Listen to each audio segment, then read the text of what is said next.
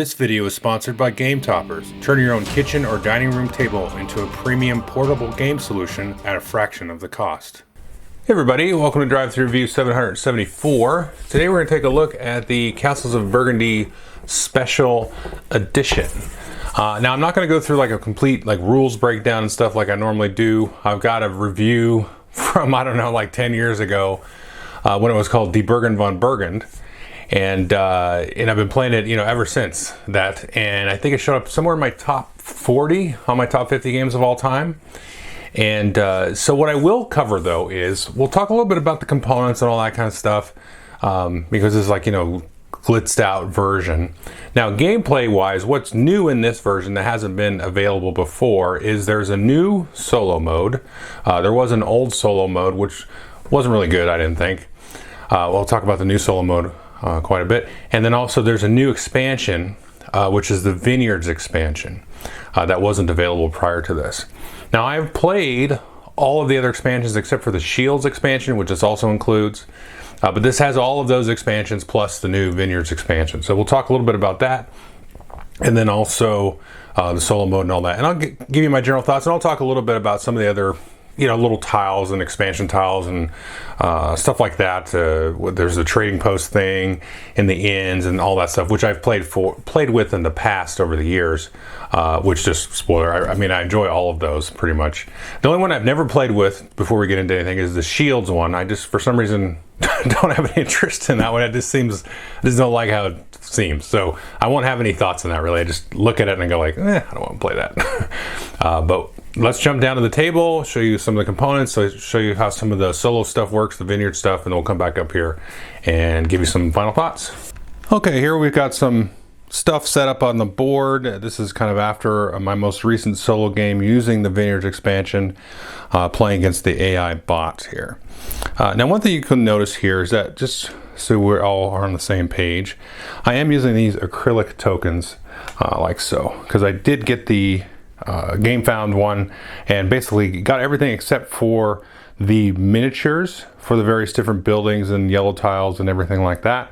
I do have the miniatures for the castle tiles, the Burgundy castle tiles there, but I don't use them because I don't like it. Yeah, so these are great though. These acrylic ones are great.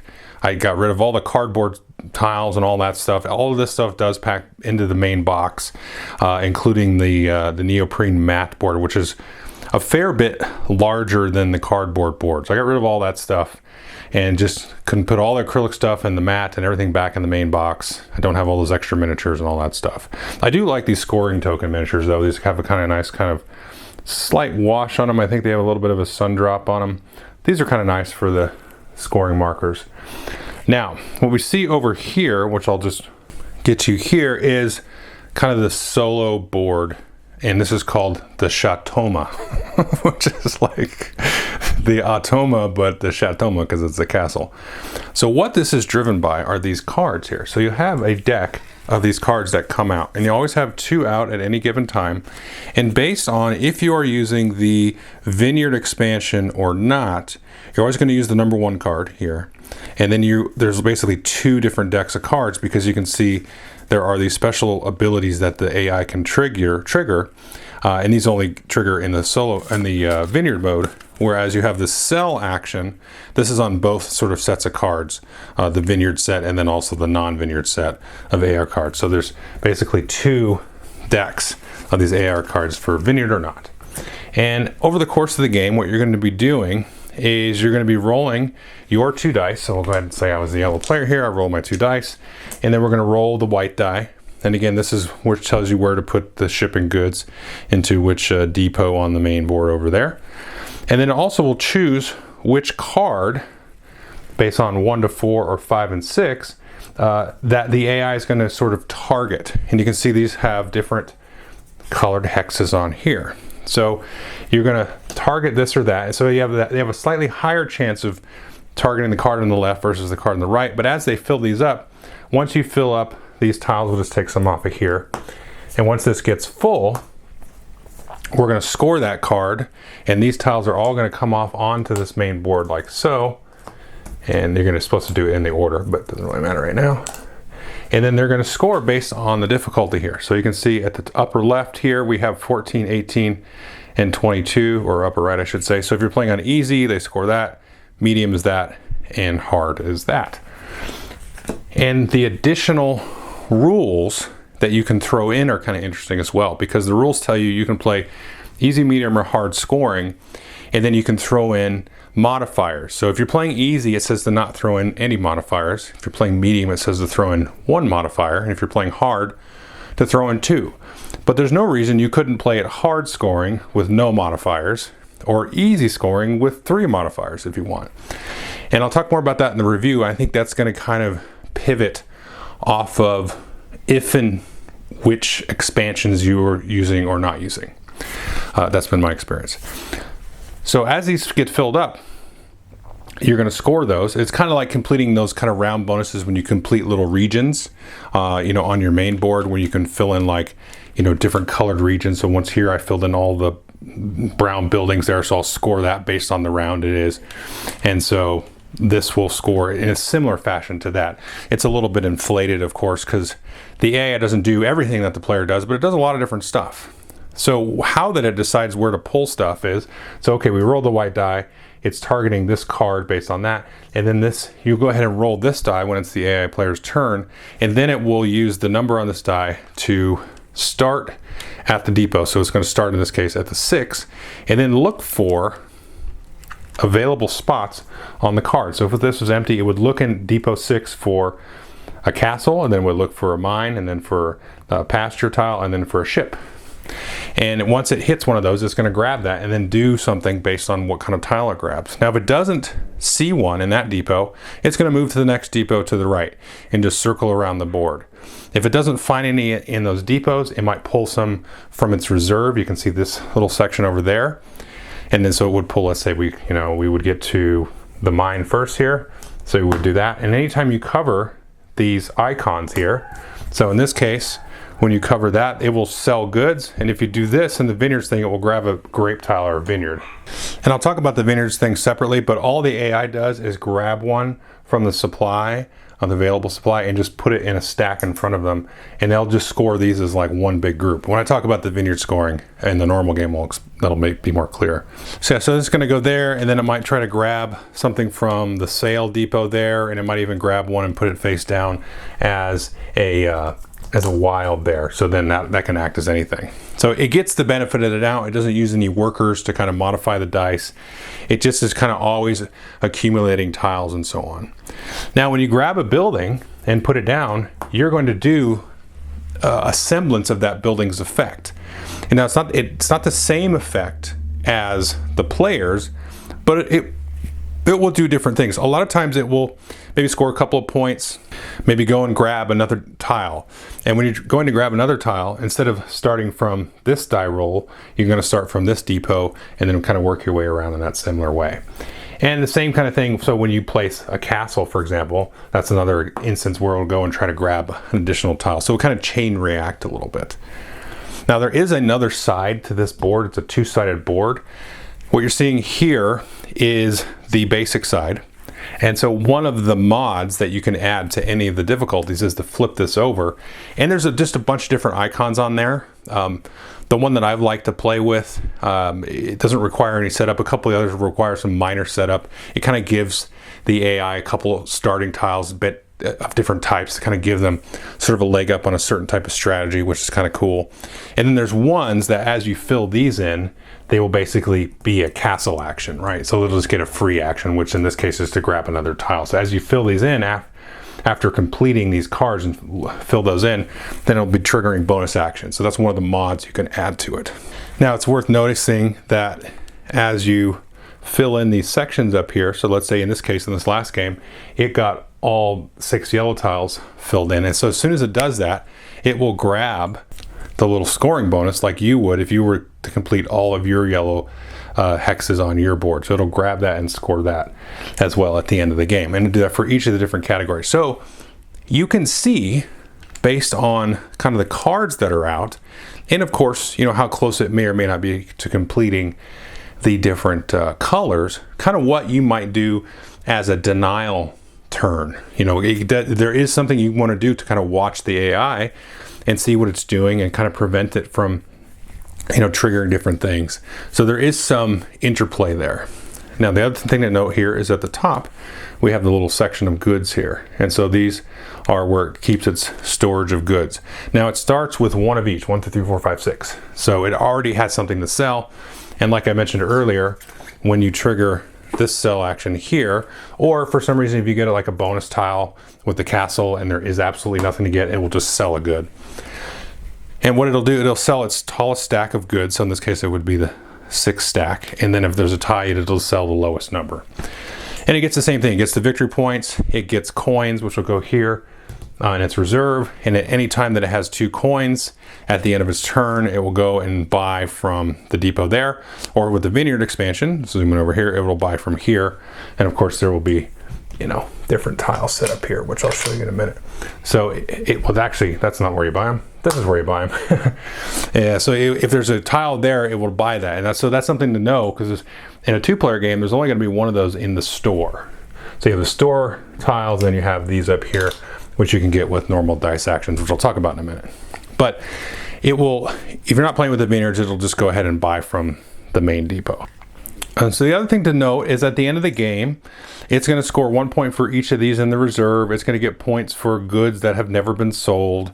It's going to get 2 points for any tiles on cards that haven't yet been completed. And it's going to get 4 points per yellow. You completely ignore all the effects and all that stuff of the yellows, and just know that when they're placed onto this board, you just score each of them worth 4 points.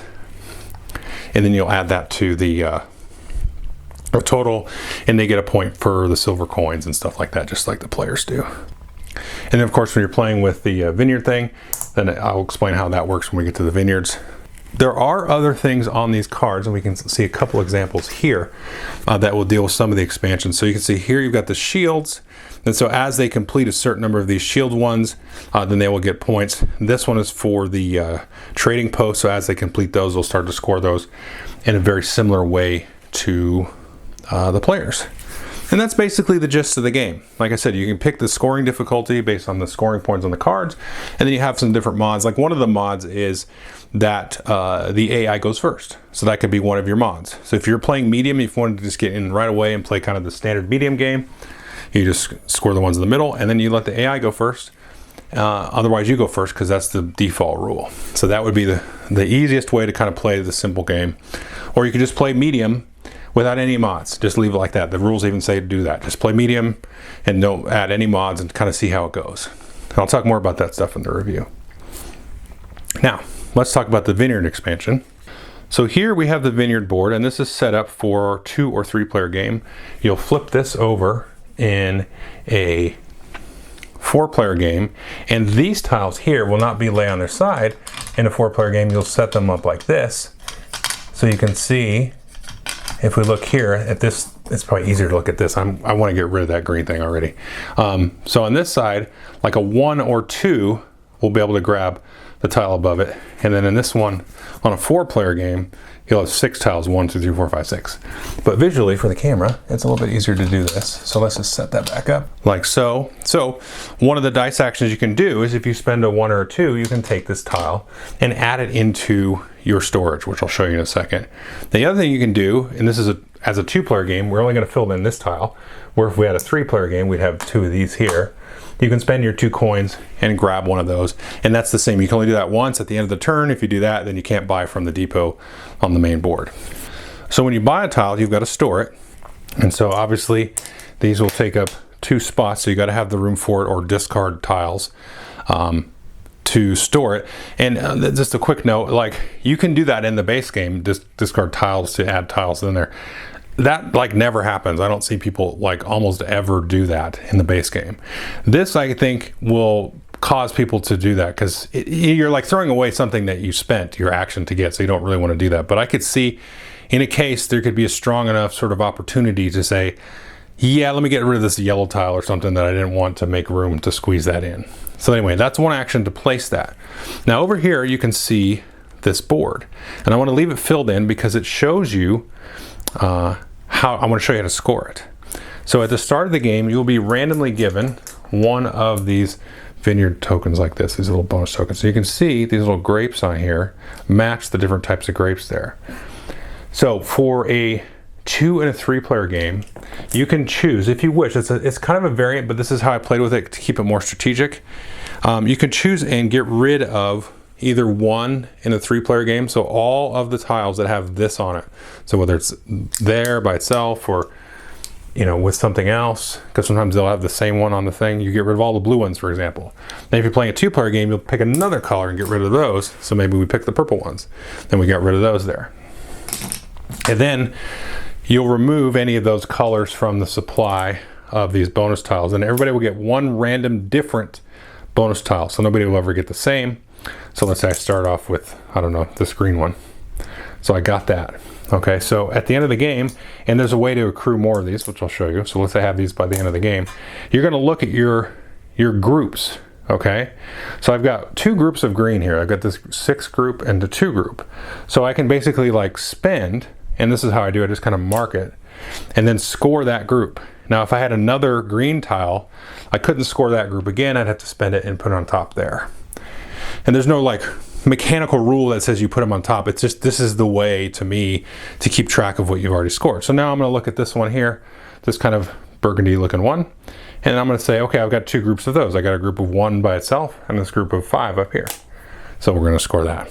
And then we've got this group of yellow, 1 up there, this one group of 4, so I scored that one. And then we got this little orangey one here, which is a group of 3 on this side, and I have a group of 1 there. So the way that you're going to score these is by looking at this chart. So remember we had our group of 6 there. So we're going to say, okay, if I have a group of 6, I'll get 21 points. The other group of 5, I'll get 15. And then when I had a group of 3, so I get 6 for that, and so on. Now the AI will just total up all of their tiles and scored as one huge group, which in the game I played, I think it had 8 or 9. So they got, yeah, I think it had 8. They had 8 tiles, so they got 36 points for that one group. Whereas I got multiple groups, so I got a little bit more, but the AI doesn't have to work about planning out and, you know, arranging these. Now, what this board looks like at the beginning, we'll get rid of some of these, is like this, and you just kind of slide that into the little notch there of your main board, and you've got all these crazy icons. Well, the one thing to note, if I zoom in here, is you can kind of see here, it has like these layers. So I've got one layer here, because this goes to the wall, and then I've got another layer, and then it steps up here, and then there's a final layer. So again, one of the actions you can do with one of your dice that you roll, in addition to acquiring one of these tiles, is to place one out here. Now your first tile has to be in one of these spots, the 1 spot or the 4 spot, and all of these boards are the same for every player. So let's say I put it here. Right, so I would cover up these 2 bonuses. So I would get 4 workers, and then here I could take a ship or a pasture and put it into my storage as soon as I cover that up. And the next time I place a tile, I can now place it anywhere adjacent to an existing tile. So I could come down here and place it here. I could place it here. You can see these have delineated spaces here, so you can't like cross the space, right? Because this is a 2 space and a 6 space. So I could do it there. So in this space I would get 4 points, and then get basically like a castle action. I can take an action as if I had any die. Put that there. Now when you fill up one of the levels, so if I fill up this bottom level, then that's when I can go and choose any of these that I want from the supply to get. So this is giving me the opportunity to score that color grape. And then if I fill in the next, you know, layer up, bam, I fill on the level 2s, I can go and grab another one of these and so on. And there's all kinds of little bonus actions. You can, you know, take tiles, get workers, get coins. You can grab one of the nice ones up here is you can grab one of these right out of the board and stick it right into this board with skipping the storage. You can grab tiles from the shipping depot, tiles from the sales depot, and so on. Okay, so that's pretty much it with the AI and the vineyard stuff. Okay, so that was kind of a general overview of the new solo mode as well as the vineyards expansion. I will mention some of the other expansions, especially in relationship to the solo mode and with other players, because I played it with other players, but most recently with the solo mode. So I'm not going to do my pillars of review or anything. The long story short is that I love this expansion. I love this new set. You know, it was already in my top 40 games, and it's just a really fun game. We've been playing it all these years, family game nights, gamer game nights, and all that stuff. It's really, really good. And this solo mode is a worthy solo mode to me to add to the game, whereas the original was like not really good at all. The one thing I like about this, we'll talk about the solo mode first, and I'll kind of move into the expansions and so on, is the configurability of it, because you have the different scorings on the different cards. You can go easy, medium, and hard. And then you have the different modifications. Now, the reason I think that's important is that in my experience, I've played this 5 times now with the solo in different sort of setups. And I think that the more, I beat it on hard mode. So using the hard scoring with the 2 modifications, using every expansion that the solo mode supports. It doesn't support every expansion, but every expansion the solo mode supports, except for the vineyards, because I hadn't played that yet at the time, and the shields, which I don't want to play. I just look at that and I'm like, ugh, I just don't like it. The reason I don't like the shield one is because it's like you put them out on the depots and it's just like, oh, I get that, and I do this special ability, and it just feels so tacked on to me. Like, it just feels completely tacked on. I just don't want it. I don't want to deal with it. If somebody was like they demanded to play with the shields, I'd be like, fine, let's try it. I just don't want to deal with it. So anyway, that game, I played it with everything except for shields and vineyards and some others.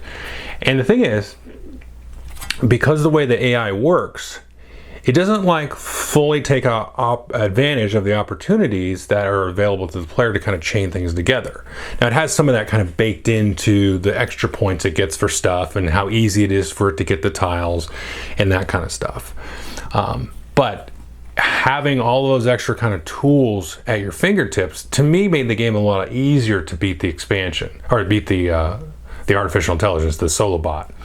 Whereas just playing vanilla, which I did, just strict vanilla, they were much tighter games, and the AI beat me, handily, ish, in, some of the other games, because it was just doing all this stuff with kind of ease. And that was playing just like medium mode. And it was doing this stuff with ease where I had less sort of levers to pull and little combos and ways to spend my dice, because you're more constrained. If you don't have the expansions, there's only X number of things you can do with your dice, whereas the more stuff you add, there's the more possibility for combos. And so because it was more restrictive in that way, I felt like, it was just a little bit harder to win, even on an easier mode, than with the expansions. But that may or may not be true. I've only played it 5 times, and I haven't tried this mode with this difficulty 3 times, you know what I mean? Like, gone through the whole thing. I have no idea. But I think it's nice because you can tinker with it and kind of, and the rules even kind of say this, you can kind of tinker with it and fine tune the experience to where you are comfortable with it. And so I hit kind of at 2 games. That one game where it was basically all the expansions except for X and the hard mode. And then I said, after that I'm going to play basic middle of the road mode with the vineyard expansion, and that's it, no other expansions. And the AI beat me in that case by like 5 points. And so it was like, oh, well, how come I can beat it on hard with this, but on medium it still beats me? And it's like, okay, well, that's because, there's a little bit of luck in the game too, because there's some dice rolling and some stuff. Like I said, it was 5 points. If I was able to do like 1 or 2 different things in that last round, I would have won, right? Or denied him something or whatever. But I like that. You can kind of tinker around the edges with that. If you watch the channel enough, you know that I like that kind of thing, where the game is kind of designed to build in some of that sort of fine-tuning of your experience. I think that's really cool. So before we talk about the vineyard, let's talk about some of the other expansions. So for example, you have the trading expansion, which I didn't show you, but I'll kind of lean up here. So you have these tiles here, which I'll show you. And these are places that you can sell the goods. And you, depending on the number of players, you put a row of these out, and as you sell them, if the good dice matches the dice on here, then you get a bonus action. So you just do those, like in a 2-player game, you put 5 of them out there, and then once you fill that up, you just sell goods and they just get the normal points. Now the AI supports that expansion, but it doesn't do anything with it. It just gets +1 point than it normally would, because you could use this AI in a 3-player or 4-player game to fill in that kind of missing player if you wanted to. So in a 2-player game, you normally get 2 points when you sell a good. If you're playing with this expansion, the AI gets 3 points, but you get to do all this cool stuff, right? Which is probably worth more than just the extra point, like almost for sure. So that's what I'm kind of saying there. That's a good example of like, if you have more opportunities and stuff, it kind of makes the game easier. Whereas if you shrink those opportunities for yourself, the advantage kind of goes to the AI. That's my impression. So this one's cool because I really like playing with this one anyway. The other one, the trading post one, I kind of showed you some of the cards with the AI. As it sort of completes those, it'll kind of quote unquote complete trading posts. And that's where you can draw lines. Now the cool thing about that is, let me grab one of these here, is before in the older expansions, you had to play with very specific boards, because you can see these boards here. You can fill in, there's a huge stack of all of the different sort of fields that you can play. And in the old one, the trading posts were printed right on those, but the trading posts are now printed on this, so you can fill in these with any board that you want. So you can play the trading post with any map, which is really cool. And I like the trading post one a lot. And that's where if you like link tiles across in this sort of triangle thing, you'll score extra points. There's extra bonus tiles for completing all 3 of them and so on. The rules on that are really unclear, and they're not any more clear in this set than they were in the original set. You can go look on Board Game Geek, but it's basically like decide a way to play it, and then that's fine. Everybody plays it, because you could say, oh, when I connect these 2, I score. Or is it when I connect 2 of these that I score, and then my 3rd one, do I get the bonus, or do I connect this score, and this bonus? Not clear at all. And then the other thing is, the way I played is you have to do it in a direct line, but there is an interpretation of like one of the editions where as long as you connect to it through a snake route, then that's connected. I don't like that. I like the direct line thing. But whatever. I mean, as long as everybody's playing by the same rules, it doesn't matter that much. So that's a neat thing there. They have the inns in here, whereas if you add it to your region, it doesn't count as anything. It's like a wild building that you can get, and it scores that region +1 size for that round. That's a fun one. There's a bunch of other little tiles that you can just throw right in the bag. I would just throw them right in there. There's like the one that's like a white house, when you place it, you can do an action that matches the white die for that round. There's these wild geese ones where if you put them, they're a wild animal for the rest of the game. So they're wild when you score them, they're wild when you place another animal there, they're wild at the end of the game for bonuses. There's another one that's like a crane that never seems to want to come out for me, where you can like basically do the action of any building. It's just, there's only one building in the black bag where you can buy them. And so that's just one in the whole game. There's like one of the geese tiles, but there's a bunch of those White House tiles. What's the other one here? I talked about the inns. Yeah, I think that's all the expansions. Like I said, I haven't tried the shields. This does have the team game. It does have the old solo mode. The team game is something I've not played. That looks kind of interesting. It's like a 2v2 game. And obviously the bot doesn't work with that. Now the Vineyards expansion I really like. It feels like some more recent games, like Dune Imperium kind of has a thing like that. There's another game like that where you're kind of filling in these things to sort of get all these little bonuses, but then as you fill it in, you're triggering some kind of end game scoring. And I really like that. So when the Vineyards come into play, the thing that it has over some of the other expansions is that you have to do it. The other expansions are just kind of there, like with the trading posts. You don't really have to do that. I mean, it's a good bonus, kind of an incidental bonus.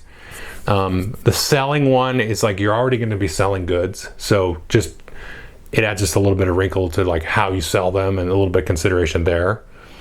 But the Vineyards one is like, okay, you're playing with this, and this is now not necessarily the main focus of the game, but it better be part of your focus. Like you want to fill up that board and get at those tiles, because you're going to get a ton of points at the end of the game. You're going to trigger a lot of these additional combo possibilities. Like you just have to do it. So it's not one of those where it's in play and you can maybe ignore it. Not at all. You definitely have to focus on that. And I really like it. I like the spatial element. I like the sort of decision of it gives you kind of like a roundabout way, because you might be like, oh, I'm trying to get this other tile to finish my region here, whatever, trigger this yellow tile thing. It's like, well, I could do that with my dice, but can I do that through the vineyard tiles and let the vineyard tiles trigger those, and then I can pick up some other bonuses along the way, kind of thing. And so you can, all those things kind of interlock together, and that's the best of what Burgundy can do, is you get those things to kind of interlock. And that the vineyard thing just kind of doubles down on that part of the game that makes it so just fun to sit there and tinker with your dice and, you know, try to make the biggest turn possible for just the 2 actions that those dice give you. And the vineyards just really sell on that. But yeah, so that I would just highly recommend this. I don't know how available this is going to be after the fact. I assume it is going to be. And yeah, I would recommend it. You know, I don't know if they're going to lock the vineyards behind this thing. I assume they will. You know, I mean, that's just how things go. But yeah, I don't know. I mean, gameplay wise, is if you have everything else and you just want the vineyards and the new solo bot, is it worth it to you? To me, it was. And I don't necessarily think it would be for a lot of people, because it's quite the shell out. But yeah, I mean, this is one of my top games. So I like that I can sit down and play with it solo and tinker with it, and it's got all the expansions in one place, and you know, it's going to be easy to break out. The inserts and the trays and everything are really cool. Everything fits back in nicely. You just pull it out. Like, it's set up so that like this tray here, which has coins and workers and the tiles that don't need to be in bags, are all just right in here. So you just set it out there. You don't have to go rooting around for them. All of these tile bags here, everything fits back into the box with the tiles in there, that kind of thing. So it all fits back snugly, so it's very easy to unpack and pack back in, and you know, tear down and set up is great. So you can just be bam in there playing and pick and choose your expansions and go from there. So yeah, I can't recommend it enough. You know, it's one of those where if it's a big shell out for you, you're not sure about Castles of Burgundy, then I don't know. But yeah, to me, I think it's a great, fantastic game. I don't think you can go wrong with this kind of game. I love the whole dice triggering combo stuff. It's just really cool. So anyway, that's it. Thanks.